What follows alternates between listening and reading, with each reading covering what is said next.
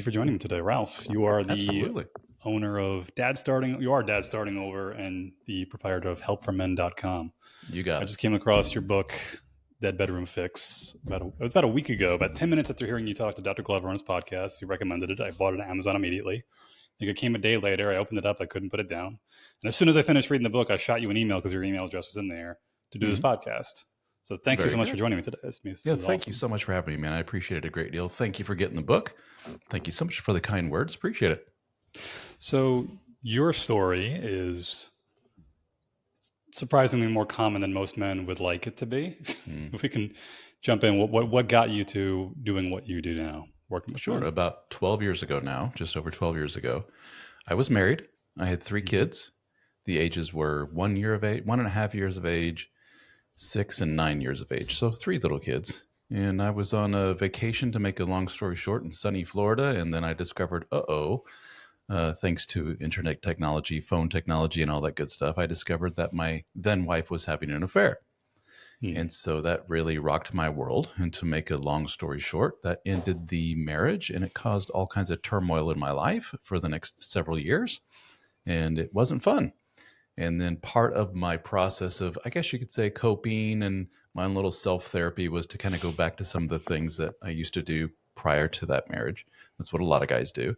And you can see behind me some of the guitars. That's one of my old habits or hobbies that I got back into. And then another one was writing. I used to love to do creative writing and journaling and things like that when I was way younger, before kids and all that stuff. So why don't I go back to that? And why don't I blog about some of my awesome adventures as a dad starting over?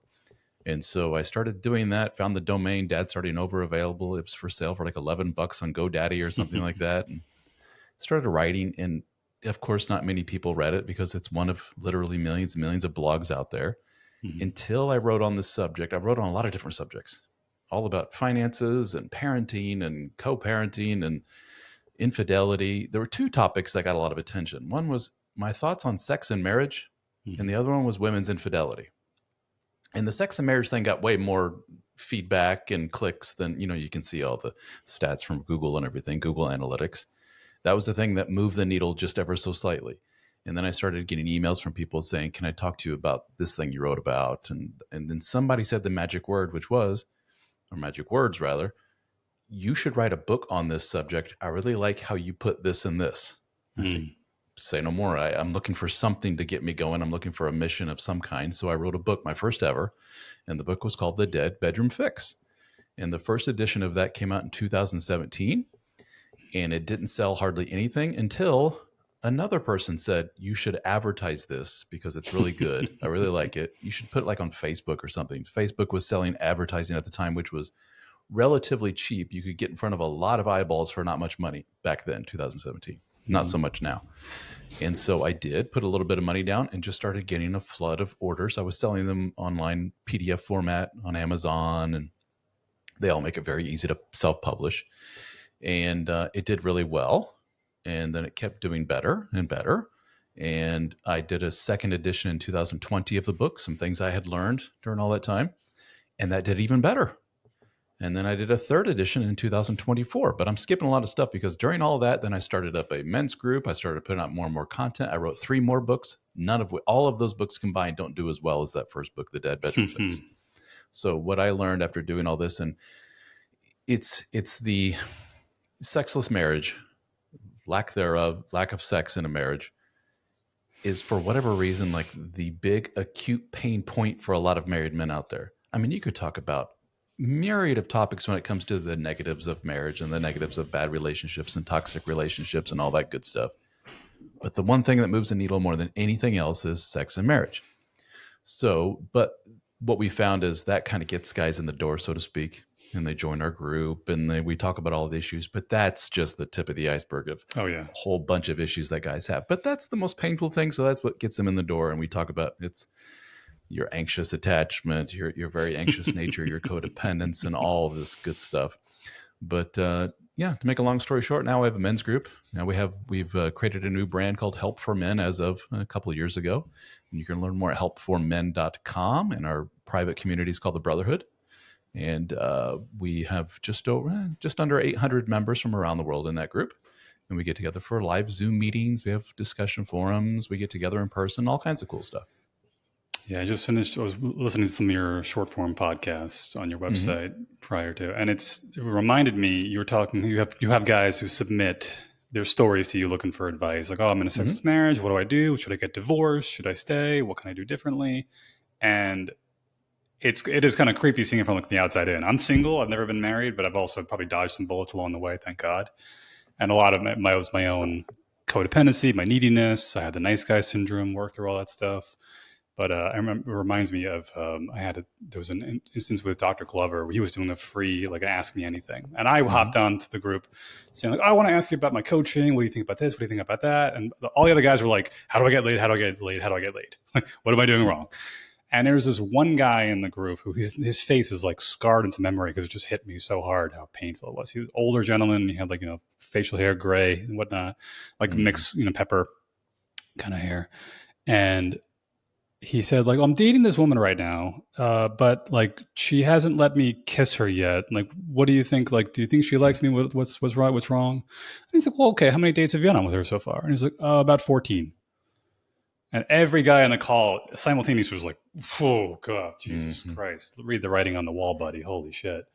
But how common it is seeing these guys, how we just get into this autopilot mindset of, maybe if I just stick out, it'll make it work. Maybe if I just do this, it'll make it work. Maybe if I just become this person, it'll make it. Maybe and ironically, that is in effect what is causing the pushback from most women is like, you're not being authentic. And if you can be authentically you and confidently you, I'll either like you or I won't, but either way, you probably won't care.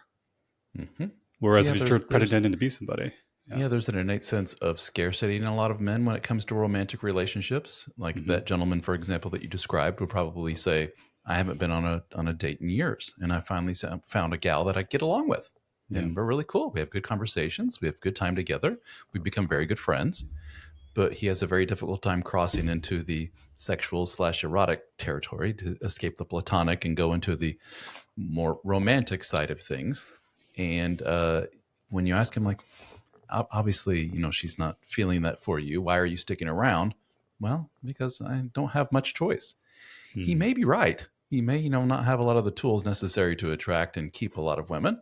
So he takes what he can get, and not a very good, healthy mindset. Now, something that further complicates this whole thing, which I have learned over the last couple of years, we have learned that I say the majority of men in our group, for example, are what we call neurodivergent, which is a term for guys that are on the autism spectrum, ADHD, obsessive compulsive, and all these other things.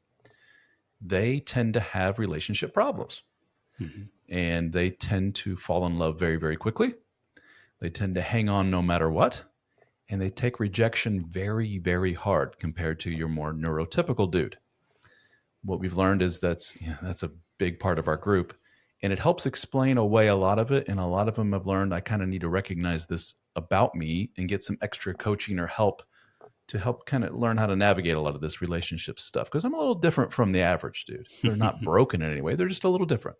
Now, does that include things like ADD, ADHD as well? You said OCD and autism. ADHD, autism, they're all in the neurodivergent. It's a large spectrum of disorder. Even if you're autistic, we have people out there that are on the autism spectrum that have no idea. And then when they are diagnosed later in life, they're like, that explains a lot of things when I was a kid. And when I started forming, really, now it's all making sense. But everyone from the outside is like, he's just a little quirky, a little different, but there's nothing necessarily out there about him. All the way to some people on the autism spectrum are nonverbal and they need round-the-clock care and they need to be institutionalized or in a home of some kind, professional help. So that's what a lot of people think of when they think of autism, but that's not necessarily the majority of guys out there. Not in our world, that's for sure. Now, do you notice a lot of these guys have similar upbringings along the way? So just the other day, I came across this. I guess it's a bit of a theory in the men's space, is that a lot of guys with ADD, ADHD, I'm probably diagnosed myself, we also had a pretty tumultuous home life, which may have just kind of encouraged that dissociation involuntarily. And then it becomes difficult as an adult to maintain consciousness, presence, awareness, because you're on such a hair trigger involuntarily from the training you got as a kid. You nailed it. This brings into all kinds of questions. We could talk for hours about this. Probably somebody that is well more versed in this world than I am can talk more fluently on the matter. But you have to wonder which came first, the chicken or the egg. Is it what we have? There is some evidence, a great deal of evidence, that something like ADHD, there's a genetic component to it. Meaning, whenever, like for example, if you're a family, a couple, and you bring your child in for an assessment because you're wondering about them, and maybe a teacher alerted you to something about the kid, and you take them in and they put them through a battery of tests, and they go, "Yeah, your kid has ADHD." What they've learned is the clinician will then have a smile on their face and turn to mom and dad and say, "Which one of you is also ADHD?" Like, and usually you'll get a no, we're not. Have any of you done this, this, and this? And the dad will look at the mom and go, "Boy, that sounds familiar."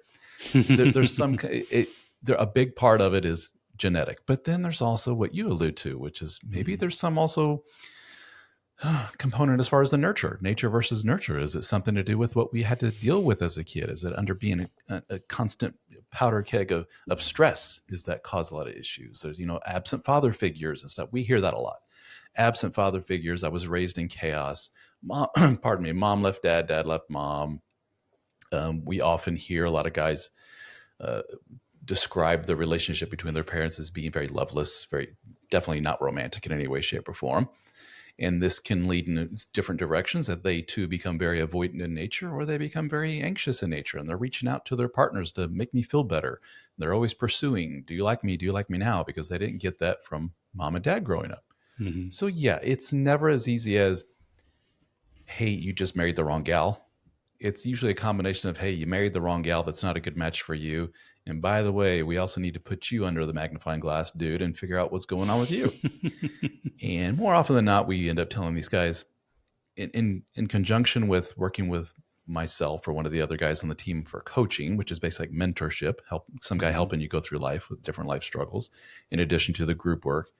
Probably should go talk to a therapist to get to bottom of what's going on here in dealing with some of these foundational issues, for sure. Yeah.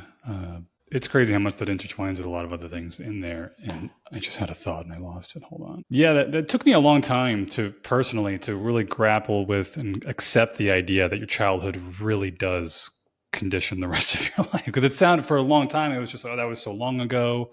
That's all in the past. I don't know why you're still talking about that." Or, you got to, at some point, my favorite, I had a lot of women I've talked to over the years about this with their husbands and partners. And my favorite is like, how is the guy this old and he's still acting this way? Like, as though hitting a certain age, you just get like a download from the universe, like a software update. And you just, "Oh, I'm mature now. Oh, I don't have daddy issues anymore. Oh, like my mom didn't give me hugs, but that's okay. I'm just going to act the way." And then they just keep perpetually repeating it. And I think it was you were on the podcast I was watching on Facebook, and you said how you mentioned you talked to a therapist years ago, and she said how creepy it was that history tends to repeat itself. Yeah. How often do you find these guys? And I my own journey had the exact same problem, but how often do you find these guys who are like, "I can't figure out why every single woman has the exact same problems every single time. It must be coincidence. It's all women. It's all the women out there. That's the problem. It's not me." Since I talk, not only do I talk about the dead bedroom stuff often, I often talk about women's infidelity, for example. And that's a very acutely painful thing, obviously. And when you talk to a lot of these men, you realize the men that are, quote, victims of this, you realize it's not their first rodeo. And when you hear this, like, "Well, this is the third woman who's done this to me. This is, I've heard, I think the biggest number I heard was, "This is the fifth woman to cheat on me." And the knee-jerk reaction from them and from a lot of the internet, let's be honest, is this is just how women are. All women cheat. If they tell you they're not, they're lying because, "Hey, look at the evidence. I'm 5 for 5 or I'm 2 for 2 or whatever it may be." It's like, no, dude. It's that there's something about you that attracts these women, and there's something about you that is attracted to this type of woman. There's something in their background that is you find very appealing, very comfortable, and it probably mirrors a lot of your own background. It's with a lot of hindsight, a lot of men that go through these, "I've been cheated on, I'm divorced, and I'm starting over, I'm dating, oh my gosh, I found another psycho, my life's in chaos all over again. Okay, time out." They join my group, they tell me their story, and I'm smiling and nodding, going, "Heard this one a few hundred times." There is some not so funny stuff about when they look back on in hindsight to their upbringing and their history with romantic relationships. They will have moments where they say, there was an opportunity for me to have there was a gal that really liked me, but she was so normal. She came from a good family. She had all these positive things about her. And I just did this and said, no, thank you. Yeah. That's not for me. And I look back and I go, why was that? But then here comes my mom's on her, fourth husband. And I go, there you go. That's the one for me. This one I can relate to. And away we went and had 5 kids and all hell broke loose and everything else. Mm-hmm. And he's like, well, what is it about me?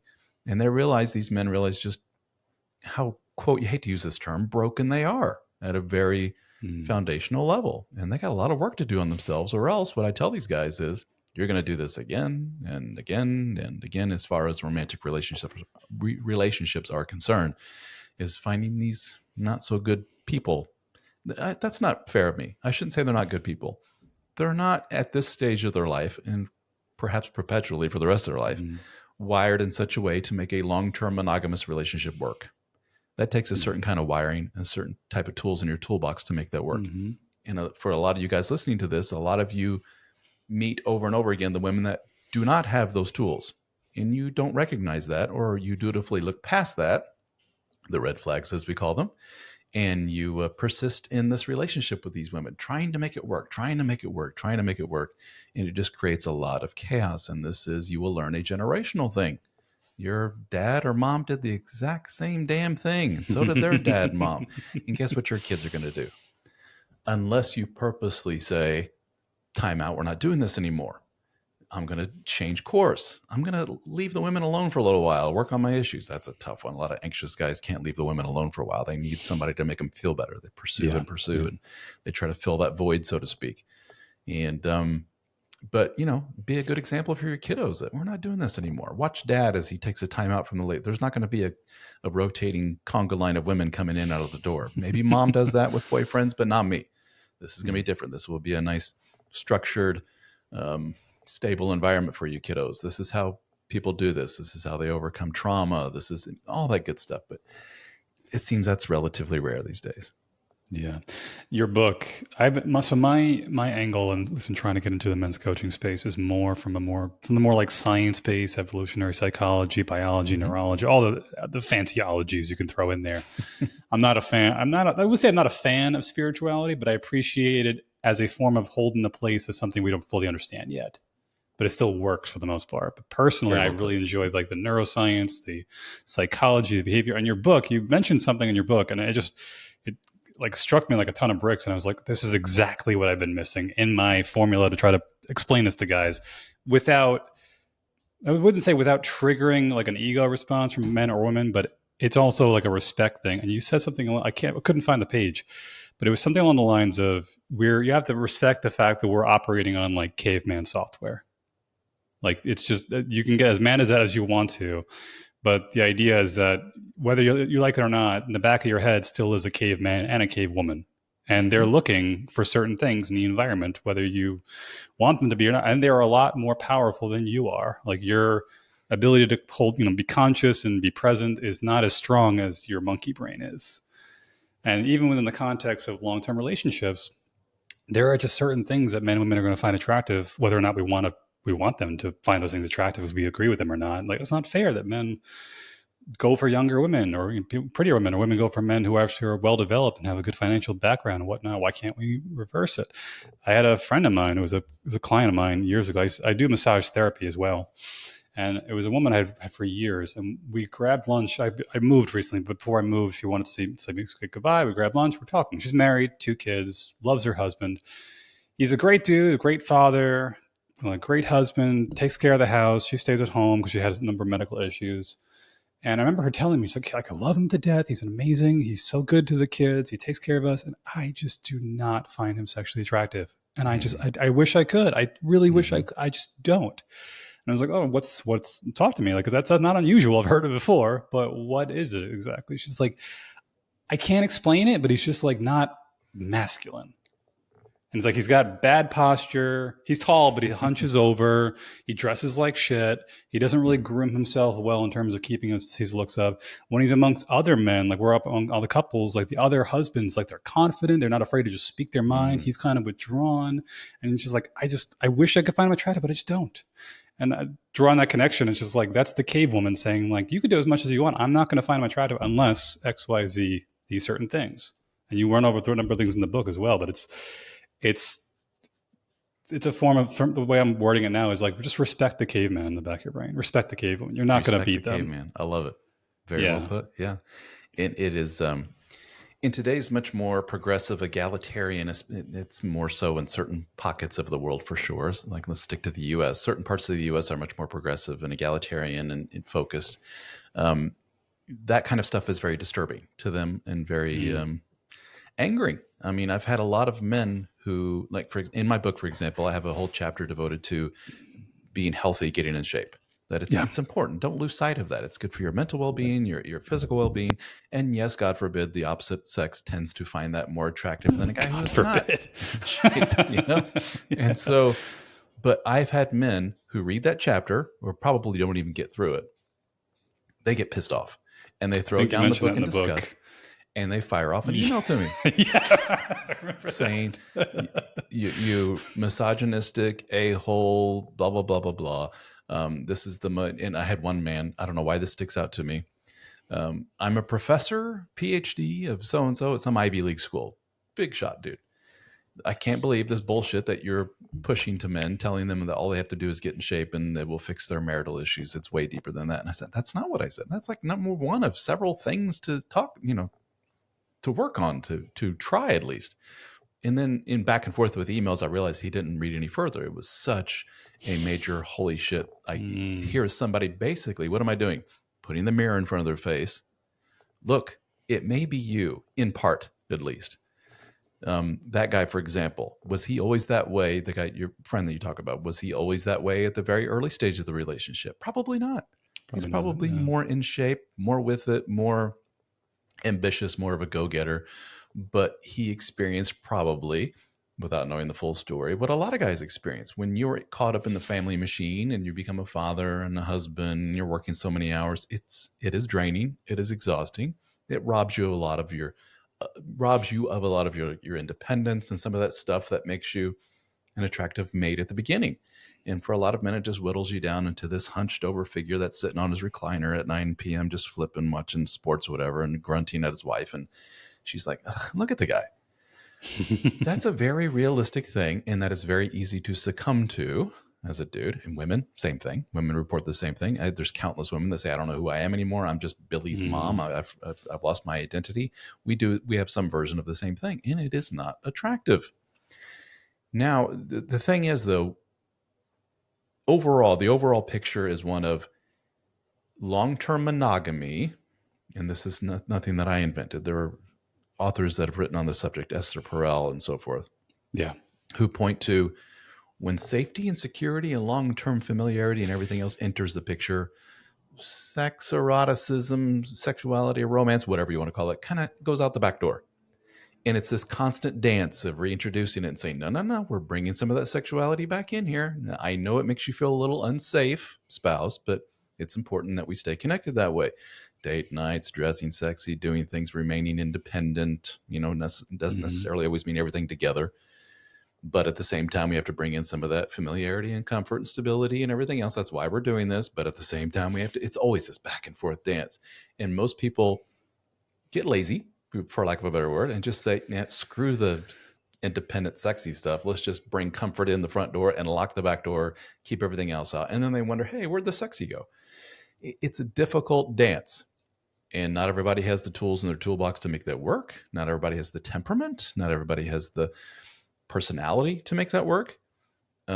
It's somewhat disturbing to a lot of people to hear me say, this long-term monogamy marriage thing, it ain't for everybody. And that's okay.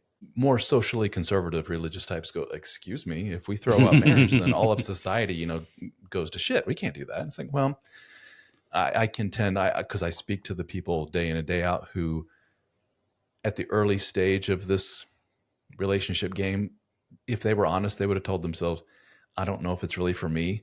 but I feel pressured to do it. Family, society as a whole has a gun to the head saying, you better settle down, mister. And it doesn't work out very well. Mhm. They tend to pick Miss Chaos, and they breed a lot of chaos. So wouldn't it be nice if we had less chaos? We had people that were really engineered for it, and really had a desire for it, and really had the tools to make it work. And they get together and have families and extended families and multiple kids and stuff.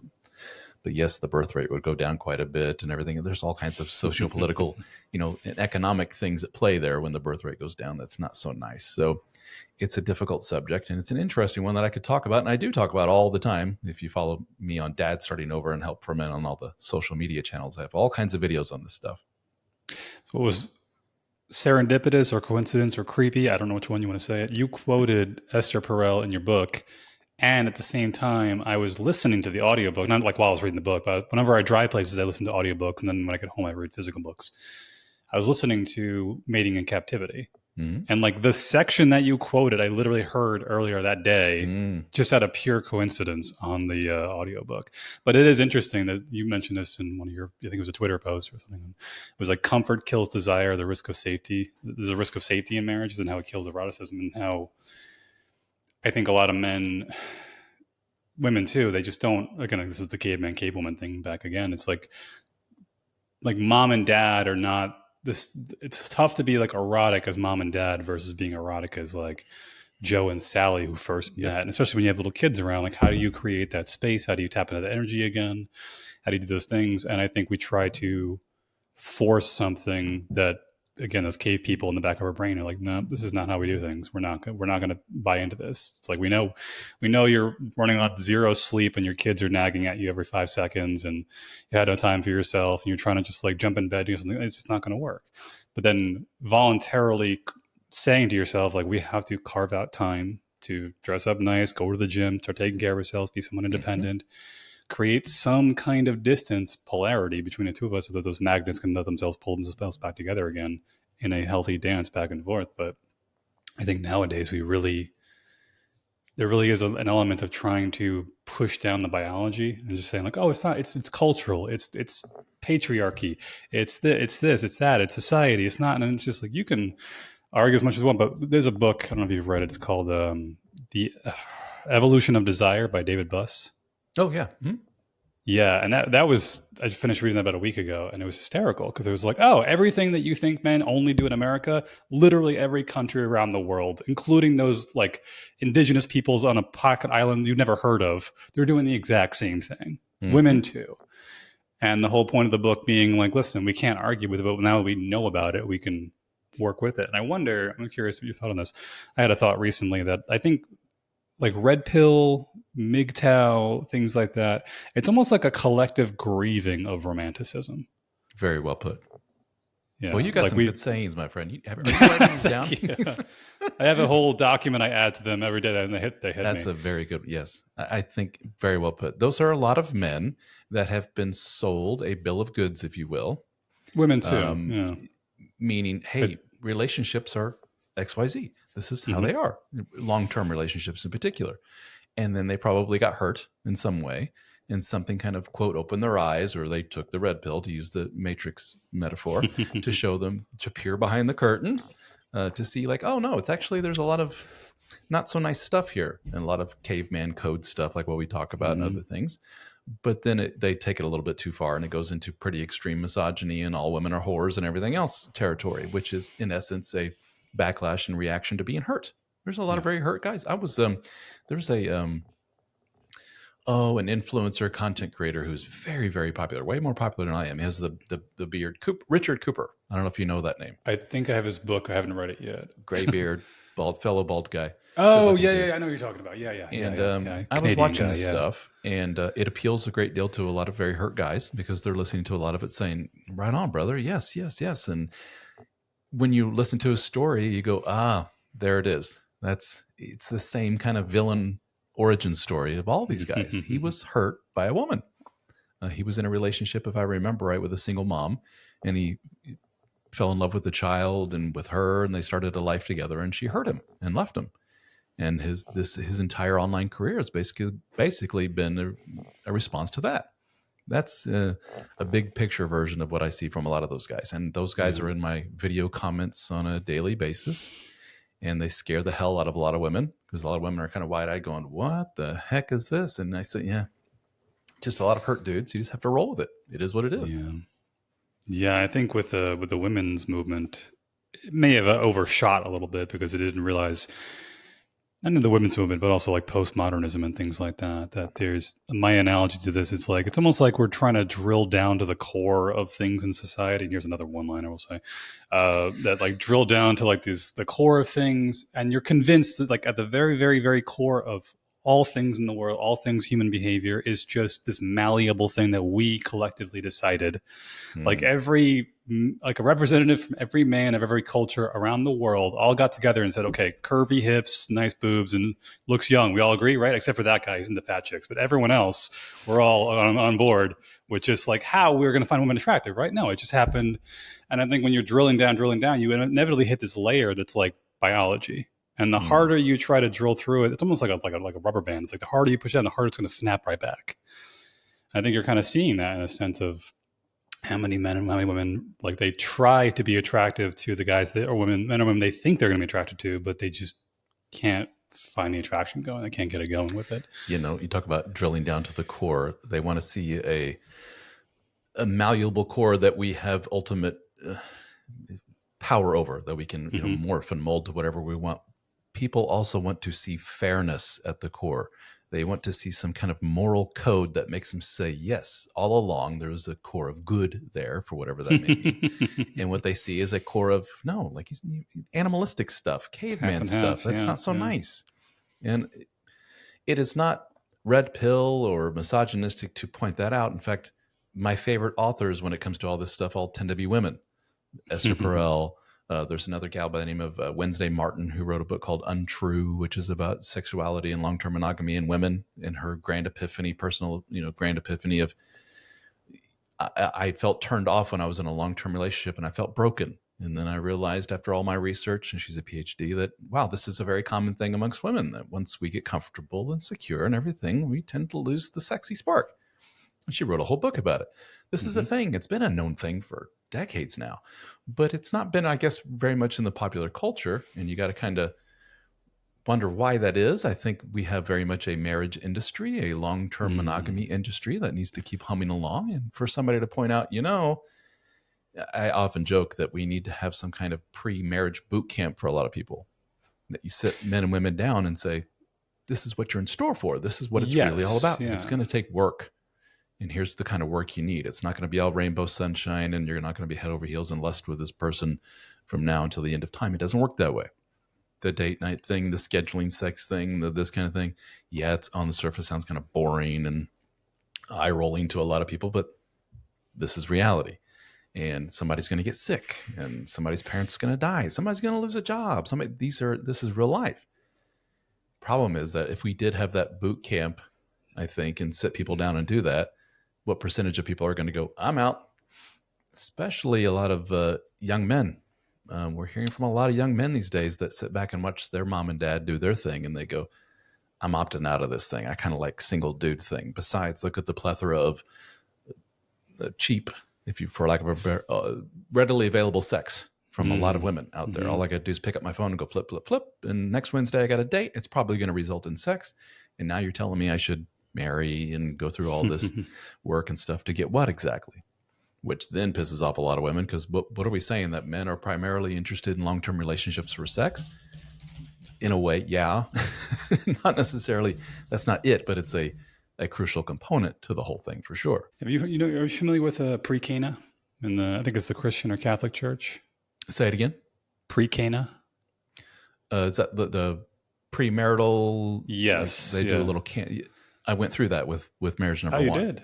Okay. It was in essence just Catholicism, Gotcha. Marriage and the church. And it wasn't like, it wasn't what I'm talking about, the really get down to business type of thing. It was, let's tell you about, what do they call it in the Catholic Church? Family planning. What's the term? I've not been involved in the church for years. But don't use birth control. Instead, do this. The family planning rhythm method. That's it. Rhythm method is what they call it. So we had like a whole day devoted to Catholic Church approved birth control, for example, that type of thing. But Interesting. like a really secular down to the brass tacks of what marriage is all about type of boot camp, I don't know if that exists. I think I had a buddy of mine who I knew from years ago on my podcast recently, and him and his wife actually do facilitate like in the pre-Cana program, but they try to do it from a more science-based perspective. I think they're introducing more of it now rather than be like, this is what God wants for you. And like, no, this is like how your hormones and your biology are going to work. Just be aware of it. And it was really funny. I remember another guy, I actually had a priest on here. I think he was Greek Orthodox. I met him through some men's coaching programs I did. And he mentioned, it's one thing, he always tells new couples before he does the whole thing. He sits them down and basically says, like, listen, right now it's like Cinderella and Prince Charming. You two can, like, you're fawning over each other. You're so excited. There's going to come a day when one or both of you are going to wake up and you're going to look across the person next to you. And the thought's going to hit your mind involuntarily that I bet I could have done better than this. And he's like, and that's the day your marriage starts. Not the day you get married. That's the day the marriage actually starts. What was interesting though, with like you mentioned about people who are not really into this whole monogamy thing. I have a million thoughts that can kind of like coincide with that. But there's a book. It's called two books, and they kind of coincide with each other. One's called The Male Brain. One's called The Female Brain, by Suzanne Brizendine, I think, or Luann Brizendine. She's a PhD like psychoendocrinologist from Harvard. She basically studies like human hormones and neurology, neuroendocrinology.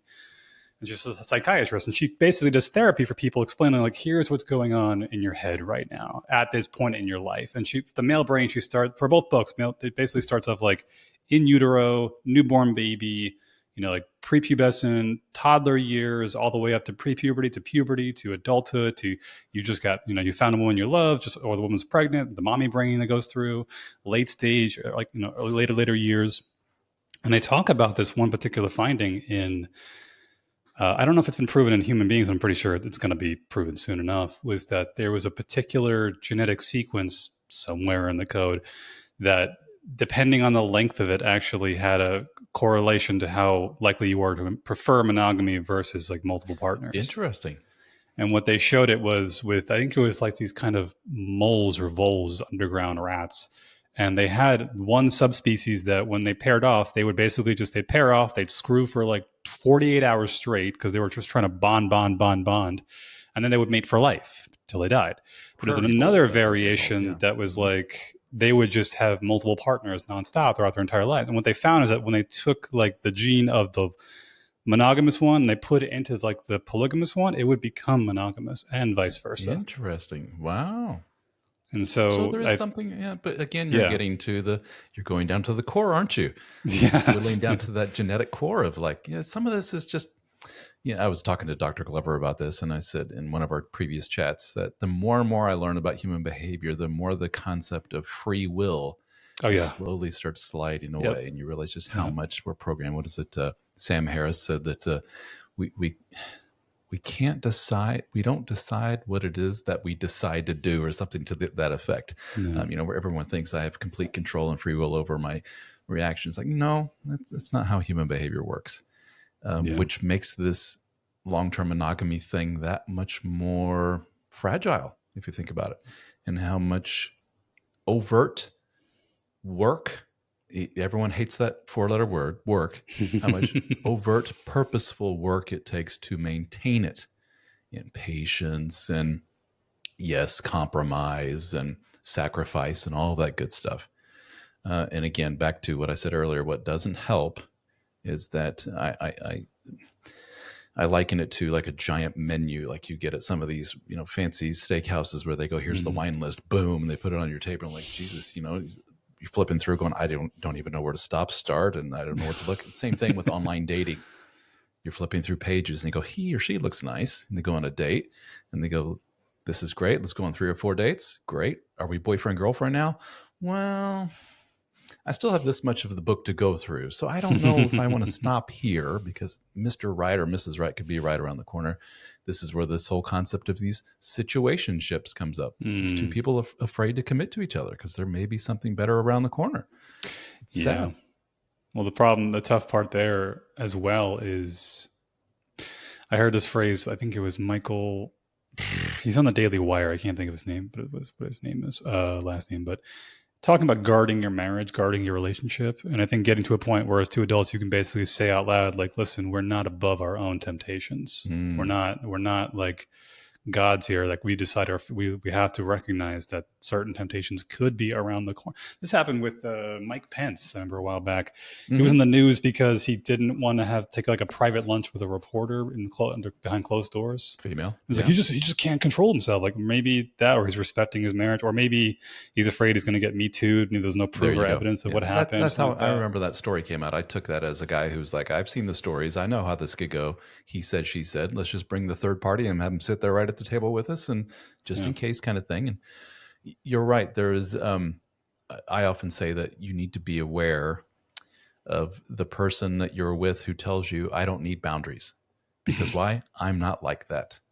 I'm not capable of bad things. I'm very, like, if we want to go with the infidelity thing, I'm very vehemently anti-infidelity, and I always have been. My mom cheated on my dad, and I said I would never do that in a million years. So when I have these opposite sex friends that I hang out with after hours and go out for drinks with and go to the movies, but you don't have anything to worry about that. That is just strictly platonic.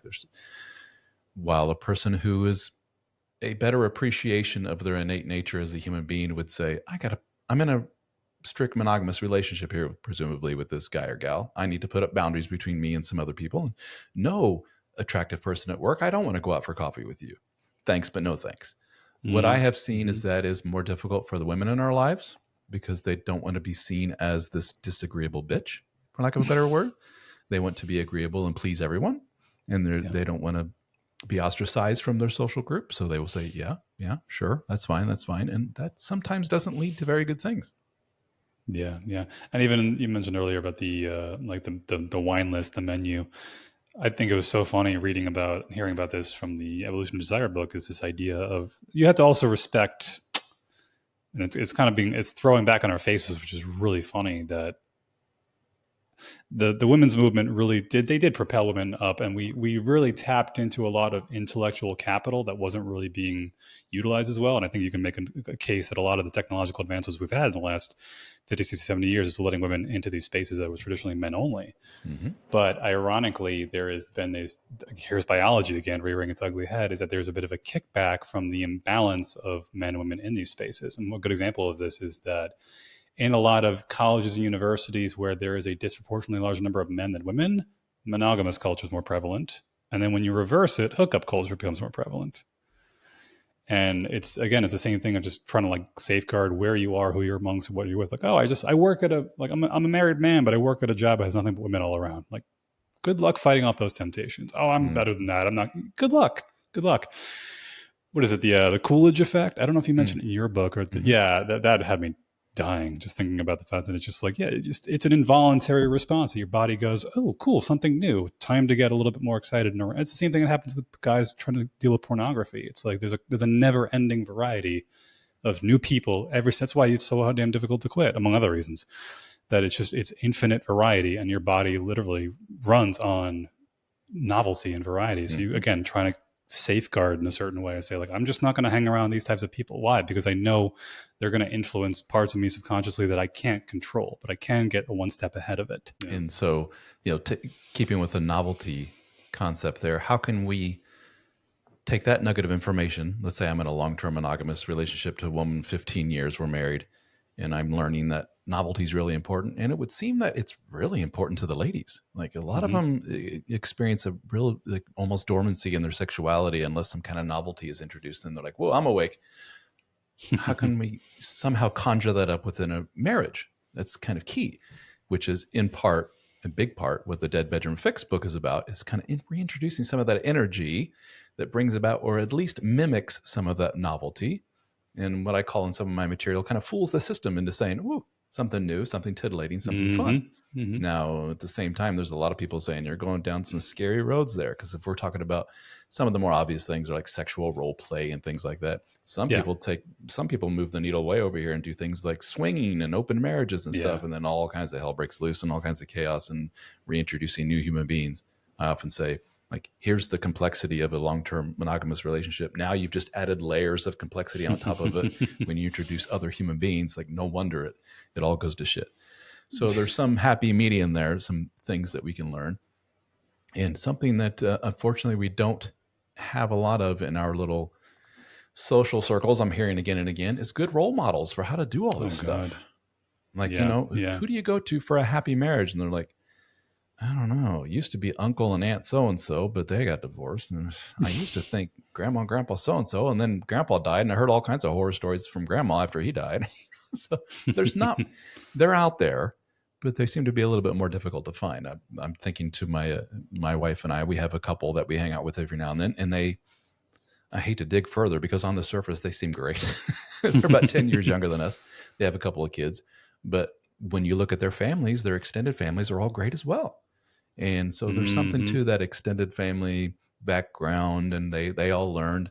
They didn't even know they were learning when they were learning. They just sat back and watched this extended family all have healthy relationships and all keep connected and fun and loving, and they bring that to their relationship. A lot of us, unfortunately, didn't have that in our backgrounds, and we're learning as we go. It's a little bit more difficult. Yeah, there's a real loss of, as I heard, generational wisdom. A lot of it, I heard just describe it. We used to have like a vertical knowledge and wisdom structure. It was like generationally, and now it's becoming horizontal.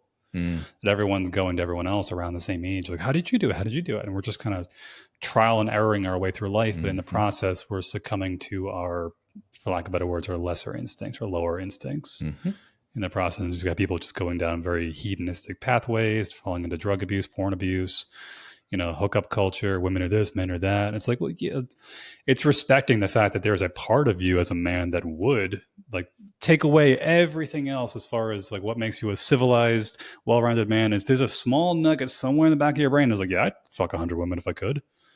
Like, but maybe I can't, or I don't have the opportunity, or I don't like what. Then you layer on everything like, yeah, but I also want to be part of a society. I have a good family and be a good role model for my kids. And so learning to say like, yeah, that feeling is there, but not listening to it.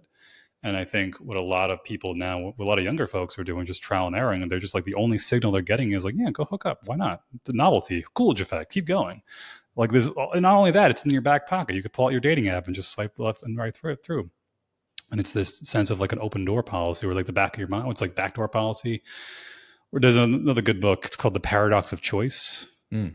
And it basically, it's a fantastic book because it basically tells you straight up, it's like the more options you have, the less happier you're going to be. Because the human mind was never evolved or designed to handle like an infinite array of options, which we have nowadays. It's like if you could say, do I want, Mary or Sally? You can compare them. Okay, she's a little cuter. She's about, she's got most of what I want, so I'm good. Versus Mary, Sally, Jessica, Michelle, Susan, all this whole laundry list. I'm on dating apps right now, and I've got like 9 or 10 women I was talking to. Back when I moved from New York to Georgia, I've got like 9 or 10 women I'm talking to. And even now I'm just like, fuck, this is already too much. Like I can barely keep up with the conversations. I'm kind of like and then once I start getting deeper into one person, I kind of lose interest in the other ones along the way. But the magnitude of like, this is too many options to pick from. It's like vanilla, chocolate, strawberry. I can pick one of like versus Baskin Robbins, 31 different flavors. Like this is too many. This is too many. And it leaves this, they talk about in the book that it leaves this sense of like, there's like settlers and maximizers, I think it was. And settlers are like, I'll take what I want and I'll be okay with it, even if there's some room for improvement, versus maximizers saying like, I need to get everything exactly perfectly right, or else I'm not going to be happy. And the maximizers are probably the ones who are chasing infidelity. Their relationships are falling apart. They can't hold down, stable relationship with them for a long period of time. Mostly because you're convinced like, yeah, but there's a better option out there. There's a better option out there. There's a better option out there. It's versus saying like, might be a better option, but how much work would it take to go and A, find the person, B, hope they're actually interested in me, C, actually make a long-term relationship work, and then D, have to dig through all the traumatic stuff they've probably been through in their past. And versus just saying, could we make what we have work right now if we just sit down like adults and work through it? And another layer of complexity that you hinted at earlier is that our ladies are doing better than us in a lot of realms of career, the corporate world. I just went to my oldest son just graduated high school, and it was Catholic school, and they had all the girls were in white gowns and the boys were in blue gowns, and they announced all the girls first. We went through all the girls of Sally's going to University of so-and-so, and it was just one after the other. You're like, wow. I mean, these girls are like, she wants to major in neuroscience with the goal of being blah, blah, blah. She won these 12 scholarships. And you're just like, holy crap. Then we get to the boys. Impressive, but not nearly as impressive as the girls. And from what I understand, this is like a thing Oh across yeah. all schools. Like everyone is noticing this, like, well, our girls are kicking the boys' butts when it comes to this.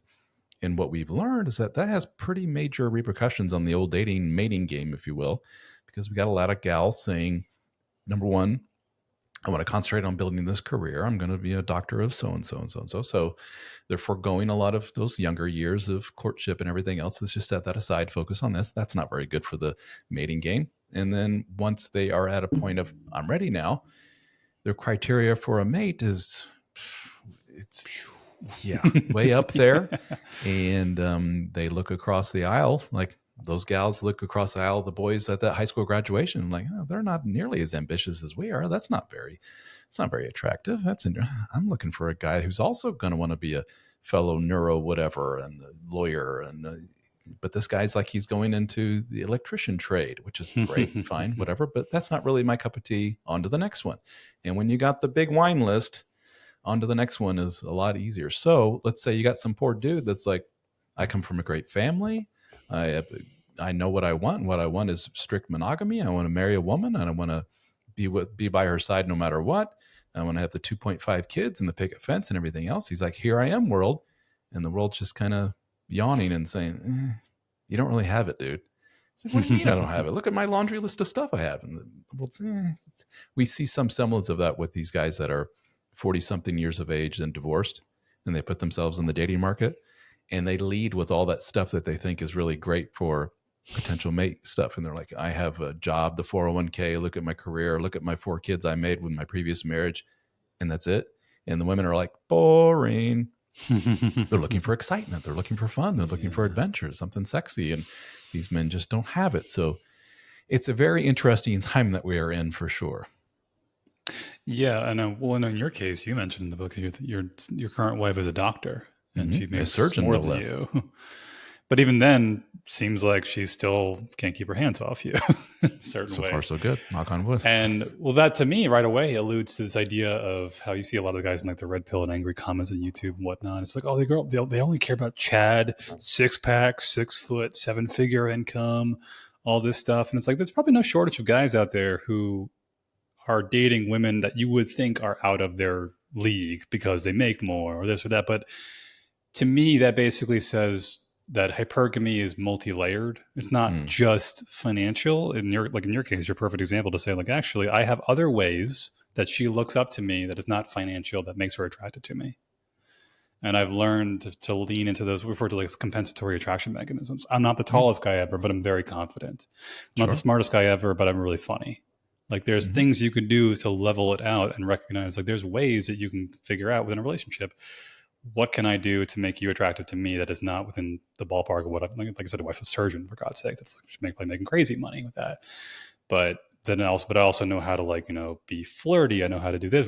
I plan the date nights. I'm in really good shape. I'm emotionally regulated, for God's sakes. Like I don't snap at her over stuff. I let her, one thing you mentioned was, it was something about her, like her moods. So you keep trying to fix her moods, but that's not love, it's codependency. Like you're not trying to fix her. And she's like, oh my God, thank you. Let me just go through the things that I go through, not judge, just being present, being okay, being stable, creating that masculine presence and frame where I can be a little bit volatile from time to time, but you're not going to run away or snap at me in return. And then once she goes through it, she's like, oh my God, you're the sexiest guy ever. I had my previous girlfriends. I tell guys all the time, it's the funniest thing. It was like our third or fourth date, and we're just kind of getting like, hot and heavy, frisky in the back of my car. It's kind of at that point, we're starting to get to that point. And at some point I stopped her because we were like near her apartment and she had like roommates in the apartment and whatnot. I stopped her and I basically said, listen, like I'm all for where this is going, but I also totally respect it. If you are feeling pressured, I don't want you to think like we have to do it tonight. And she just stopped me and she's like, oh, you're respecting my boundaries. Oh my God, it's the sexiest thing ever. And it's just thinking Yeah. like, really? I thought, you sure it's not just the muscles? Or no, it's just like, wow, you actually have emotional self-control and self-regulation. And you can demonstrate that. And then it creates an aura and a presence that maybe your income can't fix. Because I've had plenty of guys I've seen, I'm sure you too, are like millionaires, billionaires, and they still suck at dating. Mm-hmm. And it tells you right there, it's like, well, what are the things that you can do to create that attraction differential that is not just financial, it's not just six-pack abs, it's not just other things, and to see who you attract along the way. Be a well-rounded human being. And and unfortunately for those guys that make the millions of dollars, yeah, you may attract some really shallow individuals. Sorry. It's kind of like the gal who looks like a Playboy Playmate. I'm showing my age. I don't even know if that's a thing anymore. And she puts herself out in the market, and she's going to attract all kinds of creeps that are just like, look at the body on that one. And she's like, but I'm also a PhD and so. It's just the nature of the beast, man. The mating game, it ain't fair. It takes, in today's day and age, yeah, you're going to have to go through a lot of weirdos and bad apples and everything else. It's just the way it is. And that's okay. And if you're a person who has a feeling of abundance in life, you're like, it's just part of the fun game of life. But what I find is that what's really troubling and really hard for a lot of guys that I talk to is that you may not find Mrs. Right. It may not work out, dude. You may not find the wife and have the 2.5 kids and the picket fence and everything else. It may not be in the cards for you. And if that is soul crushing, destroying to you, I just want to crawl in a cave, I don't need life anymore, that's not a good thing. Maybe that's something to pursue further and look at what is it about that aspect of life that is so crucial and so damn important to you that you're willing just to give up on everything if you don't have that. Yeah. That's what gets you into a lot of trouble. And you start settling for a lot of not so good stuff just to achieve that. And you put yourself in all kinds of trouble. Yeah. Yeah. I would talk for hours more if I could. Yeah. I know you have to get going soon. Ralph, thank you so much for your time. Where can we find your content? Helpformen.com is the main website, helpformen.com. You'll find articles and links to everything, the books, the courses, and then our group called the Brotherhood. You can jump right to the join page, at helpformen.com/join.